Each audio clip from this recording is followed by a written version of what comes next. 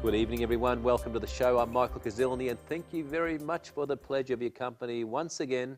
You know, we've been sitting here for about 7 years, more than 250 guests on the show, and all the volunteers are helping. Thank you very much to Josh Marnie and the team, and Beck and all the volunteers. Quite amazing community TV, because a lot of people ring us and say, thank you very much for putting the guests on the show.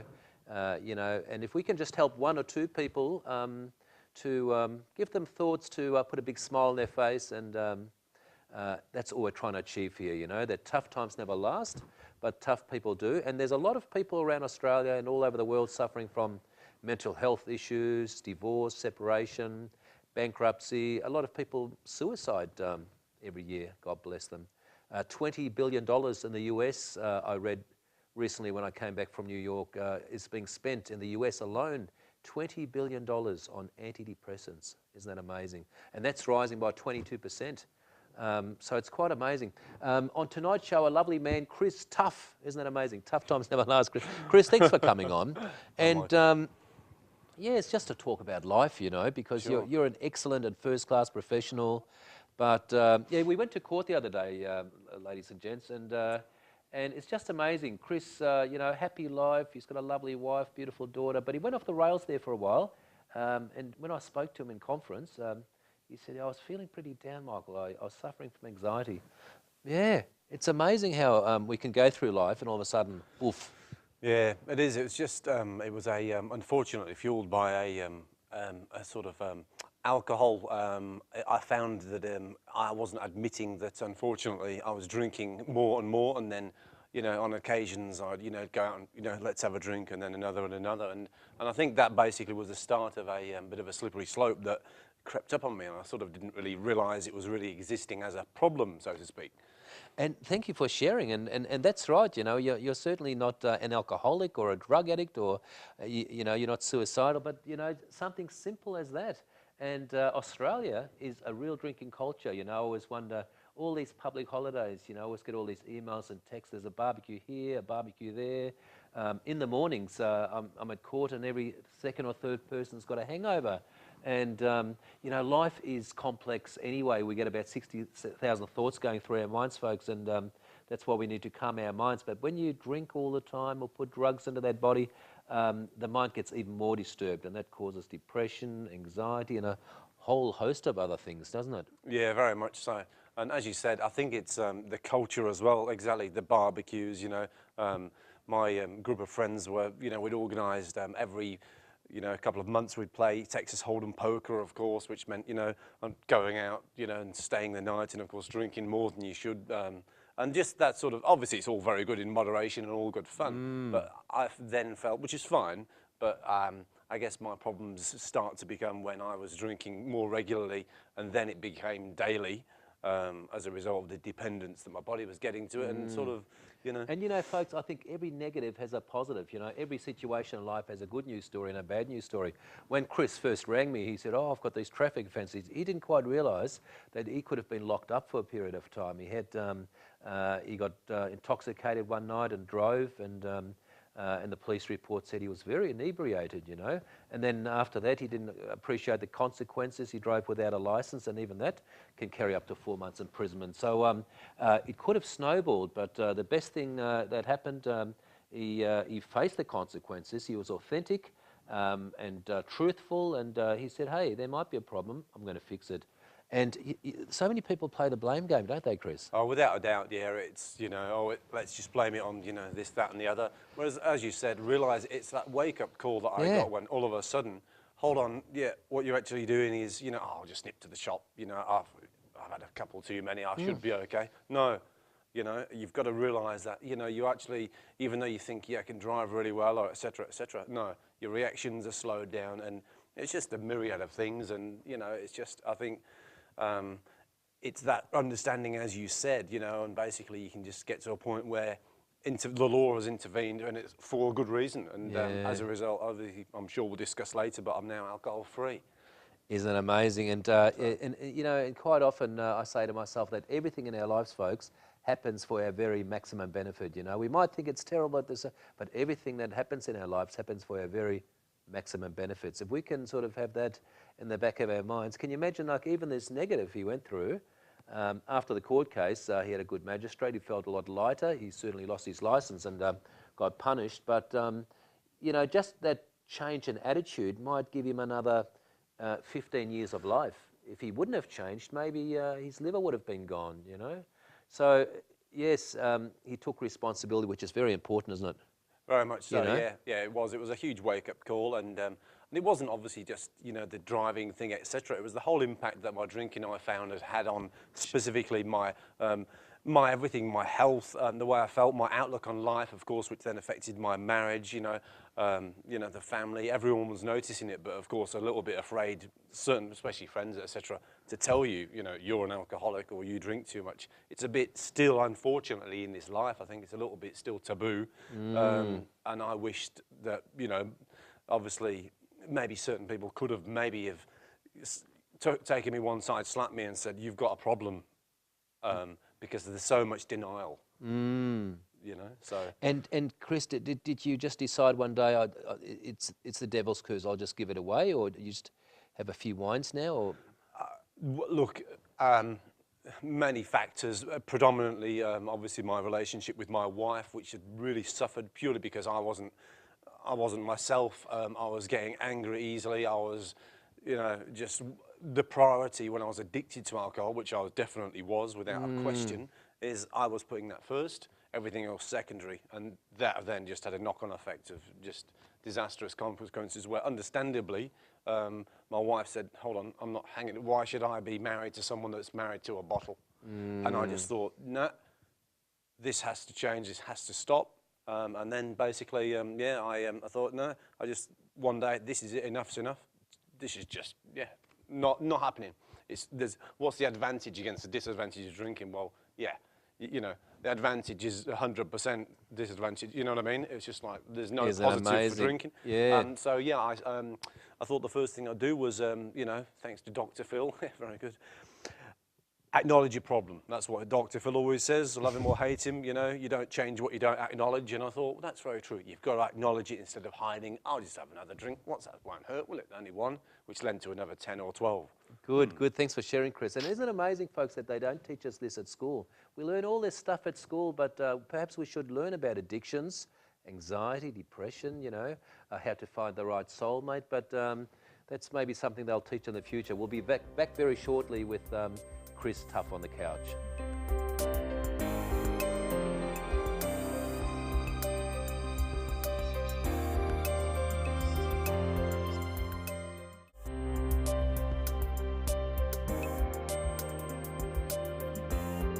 Welcome back to the show. Hope you had a lovely week. And look, I represent so many people who come to court because something happens in their life. You know, relationships are very difficult these days. One in, I think, 4 people are separating, and that's got a flow-on effect on the kids. A lot of violence in relationships, and the family lawyers get involved. So there's a lot of lonely people out there. All these single websites, everybody's chasing for a new partner. Then they meet up, then they're together. And once you spend time with somebody on a regular basis, more problems arise, you know. Sometimes I wonder whether 2 people are supposed to spend their entire life together, you know. Back overseas, you know, people sort of, but who knows what the answer is. It's just amazing that these days, you know, so many people are splitting up. I heard a magistrate say the other day, I said, look, she's going through a bit of a turbulent time. The parents just split up, and the magistrate said, well, that's very common these days, isn't it, Mr. Gazilny? I said, yeah, very, very common. And the grog, the devil's curse, Chris, can split up relationships, can't it? Certainly, yeah, and I think it does it very gradually as well. Yeah. I think that's the thing people don't realise. No. Assuming that you are going to an extent of what is, I guess, in the press and technically called abuse, in other words, you're starting to, you know, become reliant, etc. Fair enough, obviously the majority of people that drink, of course, you can handle it, social, etc. But yeah, unfortunately for myself, it is a genetic thing, which is a disposition in my genes. So, So how did you find the PENDAB, is it? Yeah, that's right, just from where we left off before the break. Yeah. I then thought, after the acknowledgement of my problem, to seek some professional advice. Good on you. So I went straight to Google, and my local health service down in Frankston was called PENDAP, which is the Peninsula Drug and Alcohol Program. Beautiful. Highly recommend that. It was absolutely fantastic. Saw a really nice guy down there, Dave. Wow. And he recommended what I could do. He said, what worries you most about stopping drinking? I said, well, withdrawal and shakes, and it'd become a habit as well, just like when you're giving up smoking as well. Yeah. So he referred me straight to a specialist GP, and we went from there. Perfect. Isn't it amazing, folks? Just comes here, shares it, and, top bloke. And that's why you see a top bloke. So many other people, they're in denial, they blame, they rationalise, and I see them in the morning sometime, even these first-class professionals. They got their nice Beamers or their Porsches, but you can smell the grog in the morning, not because they've been drinking the night before, but they have a bit of alcohol for breakfast as well with their cornflakes. So look, it's, if you've got a problem, forget about this closed book syndrome. Just be open and share, because we're all in this together. No one's going to get out alive, no one's going to get out alive. But it's so true, the alcohol, and it can cause so many problems. Chris, so what's it like? I'm in court every day helping people out, but what's it like to face court for the first time? It was terrifying, to be fair. Just obviously having to acknowledge for the first time, that as a result of my actions and absolutely no one else's, I could go to jail. Yeah. Ultimately, that's where it was potentially could have been heading. And it's also, I think, the second part of that answer would be to also sort of say that it's also a good time for reflection whilst you're actually waiting there, seeing all these other cases in front of you. Seeing all the other cases, yeah. And exactly, just understanding the severity of what I have actually done and taking the stock. And yeah, I was completely to blame with what I did. I'm here to face the consequences. And it just shows you how many people are going through some difficult issues, folks, isn't it? There's so many magistrates' courts all around Australia, and they're all full of people, and we think they're spectators, all the people in the courts, but they're all defendants, and it's a bit like being at school again in the principal's office, or being in the army, They certainly go through you, and you certainly get a verbal spray, and some people end up getting locked up, and some others are lucky enough to get a good outcome with some form of punishment. But really, for magistrates and judges, it's really a bunch of life stories, isn't it? And you've got a great life story, because you are a beautiful person, a decent person, and this is just a phase you went through, and now you're back on track. And it's amazing, Chris, just from talking to you on the phone, you turn a negative into a positive, because you lost your licence for, I think, 2 years. Only 12 months to go. Yeah. And you got yourself a push bike with a little motor on it. Yeah. Now, that's good advice, Yeah, I was folks. being a little bit... Listen carefully. This is the way it's done. Yeah, well, I thought, yeah, obviously two things. Yeah, you can just take the whole sentencing thing with a pinch of salt and kind of carry on driving. No, that's not going to happen, because that would probably be jail. And it's also wrong. You don't want to do that, because, of course, there's no insurance. Anyway, so, yeah, basically I thought, well, look, to get around, obviously I can just take out my push bike, or if I need to go to the shops, or maybe, I saw this little thing on eBay, and there's a little a 66 little cc motor that you can actually legally apparently put on your bike. Amazing. Yeah. So that's fun, especially with the the warmer months. You've got a good 6 months of warm weather. Well, that's the thing, yeah, and because it's a push bike, it's classified as a bicycle. It's still got pedals. It just happens to be assisted when required with a little engine. So. Terrific, mate. Terrific. Tell us a journey when you grew up in the UK. Beautiful place. What made you come to our shores? I was 23, so I'm giving away my age now. Back in '99, and I decided, a friend of mine, Ben, he said this internet thing. So he had, even though it sounds, it's quite strange now to say he had something called the internet anyway. So at the time, he read all about this working visa, 1 year holiday. He rang me up. He said, fancy a 1 year holiday to Australia? I said, that sounds good. How do we afford it? He said, we'll just sell our cars, go over there, buy a van and do the lap. Fantastic. Where did you end up? So Cairns to Melbourne. Amazing. So good I didn't trip, quite do the whole circle, but yeah, we spent a couple of months doing the whole East Coast. Yeah. So it was good fun. And along the way you met your beautiful wife? Yeah, got down to St Kilda, because reading the Lonely Planet Guide, which is every backpacker's Bible. So yeah, we're just reading that in St Kilda. So yeah, we went to the Ritz Backpackers down there on Fitzroy Street. Yeah. A course, you know, English pub downstairs. And that's where you met her? No, no, no. We were just staying there. I had no money left. I spent it all. Yeah. And I went up to the reception lady and I said, what do I do for some money now? I'm here with nothing. And she said, you can either go fruit picking to Mildura or whatever, or you can work in a call centre because you can clearly talk. And I said, yeah, that sounds a bit like me. So I started working for GE Finance in the call centre. Oh, you're the one who keeps on ringing up. That's right, yeah. At 7:05 at night when you're having your dinner. Yeah, so I started working there and I sat next to my now wife. Isn't that amazing? And you've got a beautiful little daughter. Yes, That's Annabelle, yeah. I like the way you spend time at the beach and you sent that little photo. What did you say? This is the life. That's right, yes, this is the night, yeah, that's right. Down in Mornington. Amazing. And being from the UK, you know, you've got this beautiful little family. It must get lonely sometimes. Yeah, obviously you do miss your family mostly being overseas, but I think, you know, they're happy that especially now I'm on track as well.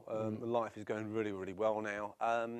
And also, you know, with the internet and, you know, you've got your smartphones, you've got video functions, text messages, Skype, you know, call, all that stuff. So. And what's your advice, Chris Tuff, to for the people who are going through some tough times with drinking?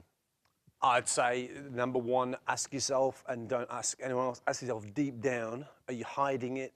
Is it really affecting you? Do you really, really think you're the person that you want to be in the morning when you wake up? You know? Self-reflect. And so many people are in denial and they're always worried about the opinions of other people. Exactly. Listen to yourself, exactly. Be true to yourself. You can ask, I think it's, now I'm on the outside looking in, it becomes a lot easier to then identify people that could be on the road to where I was. And we might take a short break and continue on shortly, but it's Tough Times Never Last with Chris Tuff, sharing his very kind and authentic story. Back shortly.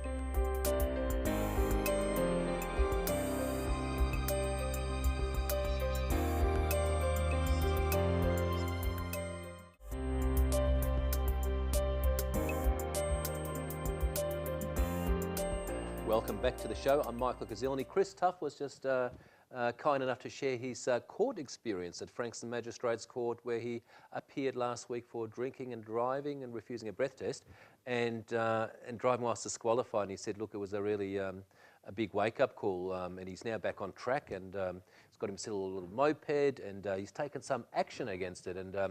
And we've got Henry on the couch. Thanks for coming in. It's a pleasure. Now, thanks for inviting me. Now, Chris, I was saying that Henry's been a social worker, and Chris was saying, what does he do? Just walk around and counsel people. But how would you describe the last 35 years of helping people? And we just wanted to share that there are people around there who selflessly help others. Well, working with Father Bob over the last 30-odd years, and we started up the Open Family Foundation. I know, we've covered so many, but it's all about you now. It's all about you. How have you helped from your heart? Well, what we did was we went out on the streets. Yes. We organised a food bus and we started feeding people who were hungry and homeless. And then as we got to know them and talk to them, and as they started to trust us. Trust. Yes, very important. They got to know us. We won their confidence. They trusted us, and we were able. And then they let us into their lives to help them. And and as a result, I go to court regularly, talking up for people who have broken the law. I try and help people find accommodation.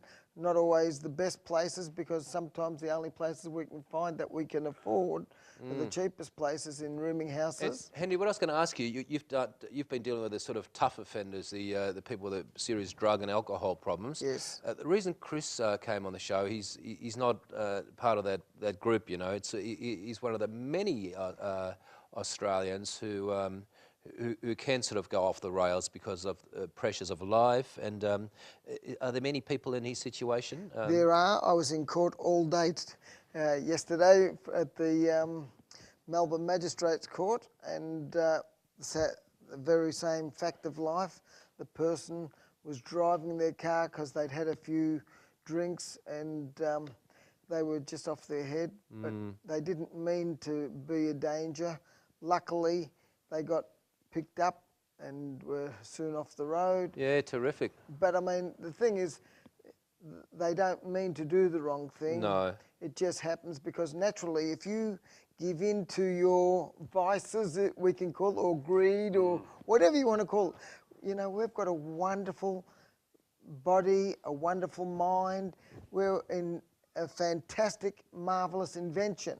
and we can do marvellous things. And if we want to, we can cure ourselves if we want to. But If we've we got want know to, and I how. suppose, Chris, if somebody's said to you, "I just give away the grog," you probably wouldn't have. You really have to want to, Exactly. don't you? Yeah. If Yeah? you don't want it number one, then No. the rest of it just goes in one ear and out the other. Yeah. So almost there needs to be a bit of pain, is there? Yeah, and I think as well, now I'm completely sober. Now I see the ginormous advantages of personally never drinking and the joy out of life, and now I'm getting fit and healthy, and I can be, you know, the best dad possibly and the best husband, you know, for Laura and Annabelle. Then And it yeah, feels I'd never want to touch it again. terrific not waking up with a hangover every Sunday, doesn't Yeah, it? exactly. How many people wake up with a hangover Yeah. every Saturday morning, Yeah. Sunday? It almost becomes habitual, and I was one of those people. Let's celebrate, you know, another good win in court or another party, another public holiday, you know. And then after that, you know, Yeah. you might, the whole of Saturday might be wiped out. Exactly, yeah, and that was what happened to me. And then, Yeah. what cures a hangover potentially, even according to science? Another drink. Yes. And then where are we the day after, and the day after, and the week, and the month after? And then you get into the junk food and the fish and chips and the Kentucky Fried So, Chicken. yeah. It doesn't help. Did you ever go down that path, Henry? You never had any big sessions. I was very fortunate because I started playing sport at a young age, and because I had to make the weight that I had to make to compete in that competition. You know that Commonwealth boxing champion, are you? Australian from that, and Commonwealth flyweight boxing champion, yes. Indeed. But the fact is that I had to be completely disciplined not to allow myself Sport's to do important. those things.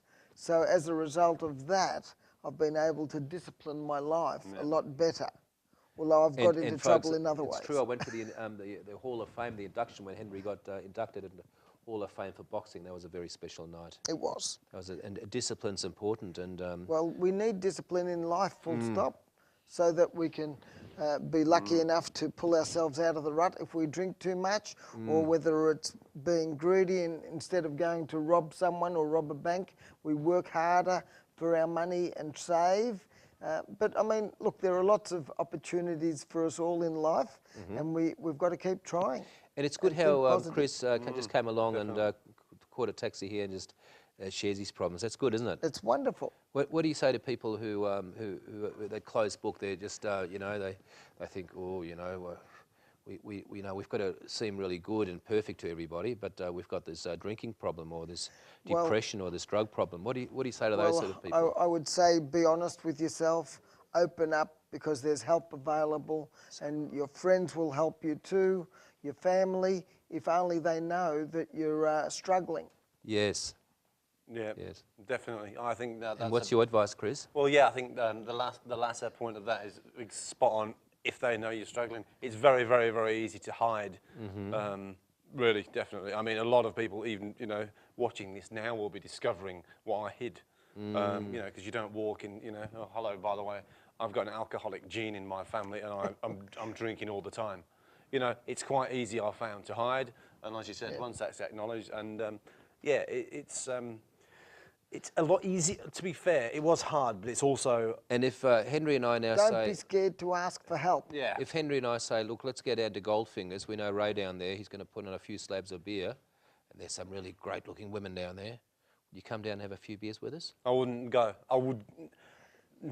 At the end of the day, if I was there, I'd never drink a beer. Not No. at all. You I'd can just go, just but look at just the don't naked drink. girls. At the end of the day, I think as well, I'm never in any situation where I'd, drink, nothing. I'm not going to go to the. I mean, look, I wouldn't have a problem, going out with the boys now and playing poker. He's like turned used the to, corner. But I wouldn't drink.